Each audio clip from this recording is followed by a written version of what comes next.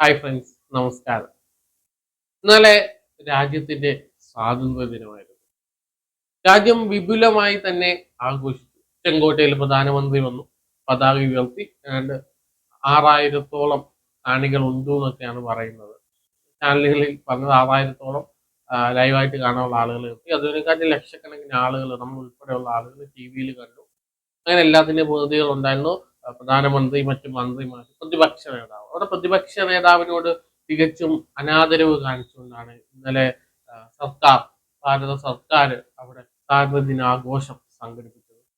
പ്രധാനമന്ത്രി വളരെ വലിയ വിപുലമായിട്ട് പ്രസംഗം നടത്തുന്നു, ഗാർഡ് സ്വീകരിക്കുന്നു, ആളുകൾക്ക് ഇറങ്ങിച്ചെന്ന് അഭിവാദ്യം നൽകുന്നു, അങ്ങനെ എല്ലാം ചെയ്യുന്നു. പക്ഷേ അവിടെ മന്ത്രിമാർക്കും അതുപോലെ തന്നെ ഒളിമ്പിക്സിൽ പങ്കെടുത്ത മത്സരാർത്ഥികൾക്കൊക്കെ പിന്നിലായിട്ട് 4-മത്തെയോ 5-മത്തെയോ നിരയിലേക്ക് രാഹുൽ ഗാന്ധി ഇരിക്കുന്നു.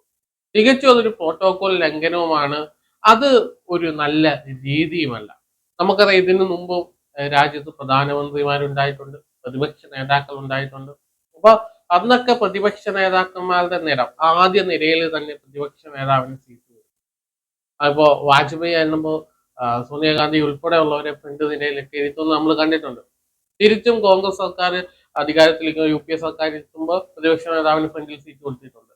അങ്ങനെ ഒരു രീതി നടത്തിക്കൊണ്ട് പോകുമ്പോൾ ഇപ്പോ നരേന്ദ്രമോദി സർക്കാർ വീണ്ടും തുടർച്ചയായിട്ട് അവർ അധികാരത്തിലേക്ക് വരുന്നു.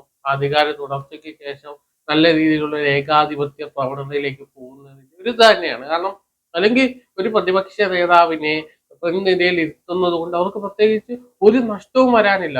തിരിച്ച് അവർക്കാണെങ്കിൽ ലഭിക്കാവുന്ന കുറെ അഭിനന്ദനങ്ങളുണ്ട്. അവര് പ്രതിപക്ഷ നേതാവിന് മുന്നിൽ സീറ്റിൽ നിന്ന് കൊടുത്തു, അങ്ങനെ അവഗണന കാണിച്ചില്ല. ഇതിപ്പോ രാഹുൽ ഗാന്ധി എന്ന് പറയുന്ന നേതാവിന് വളരാൻ ഒരു വളം ഇട്ട് കൊടുത്തു എന്ന് തന്നെ പറയാം. കാരണം അവഗണനയാണ് ഏറ്റവും വലിയ മരുന്ന് നമുക്ക് വളരാനുള്ളത്. അങ്ങനെ രാഹുൽ ഗാന്ധി വളർന്നു വരിക തന്നെ ചെയ്യുന്ന കാര്യം യാതൊരു സംശയമില്ല. കാരണം തികച്ചും പ്രോട്ടോകോളൊക്കെ ലംഘിച്ചുകൊണ്ട് പ്രധാനമന്ത്രി പ്രതിപക്ഷ നേതാവിന് പിന്നിരയിലേക്ക് ഒതുക്കാൻ ശ്രമിക്കുന്നു. അങ്ങനെ ഒതുക്കാൻ ശ്രമിക്കുന്നവരെല്ലാം വളർന്നു വന്ന ചരിത്രമാണ് ലോകത്ത് എമ്പാടും നമുക്ക് കാണാൻ സാധിച്ചിട്ടുള്ളത്. അത് നമ്മുടെ രാജ്യത്തും ആവർത്തിക്കുന്ന കാര്യത്തിൽ നമുക്ക് സംശയമൊന്നുമില്ല. ഒരു പ്രതിപക്ഷം ഉണ്ടെങ്കിൽ മാത്രമേ ഭരണപക്ഷത്തിന് മികവുറ്റ രീതിയിൽ ഭരണം നടത്താൻ സാധിക്കുള്ളൂ. അങ്ങനെ കരുത്തുറ്റൊരു പ്രതിപക്ഷം ഉണ്ടെങ്കിൽ മാത്രമേ ഭരണകർത്താക്കൾക്ക് ശോഭിക്കാൻ സാധിക്കുകയുള്ളൂ.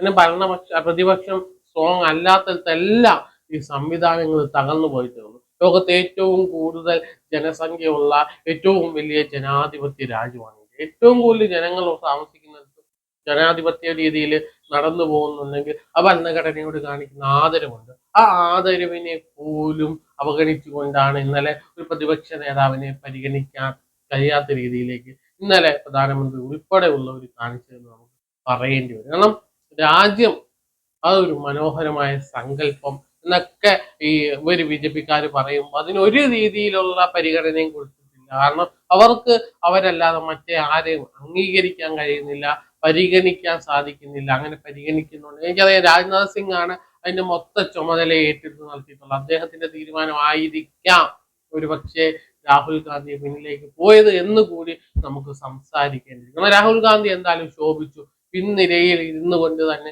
മുൻനിരയ്ക്ക് തുല്യമായ ഒരു ശോഭ രാഹുൽ ഗാന്ധിക്ക് കിട്ടി. അത് വലിയൊരു കാര്യം തന്നെയാണ്. അദ്ദേഹം എന്തായാലും മുൻനിരയിൽ എത്തുക തന്നെ ഇതൊക്കെ ഒരു പ്രചോദനമായിട്ട് ഏറ്റെടുത്തുകൊണ്ട് അദ്ദേഹം വളർന്നു വരിക തന്നെയും അദ്ദേഹത്തിന് ലോക്സഭയിൽ കരുത്തുറ്റൊരു പ്രതിപക്ഷ നേതാവായിട്ട് മാറാൻ ഇതൊക്കെ സാഹചര്യമാകട്ടെ എന്ന് പറഞ്ഞുകൊണ്ട് വീഡിയോയെ കുറിച്ചുള്ള അഭിപ്രായം തീർച്ചയായും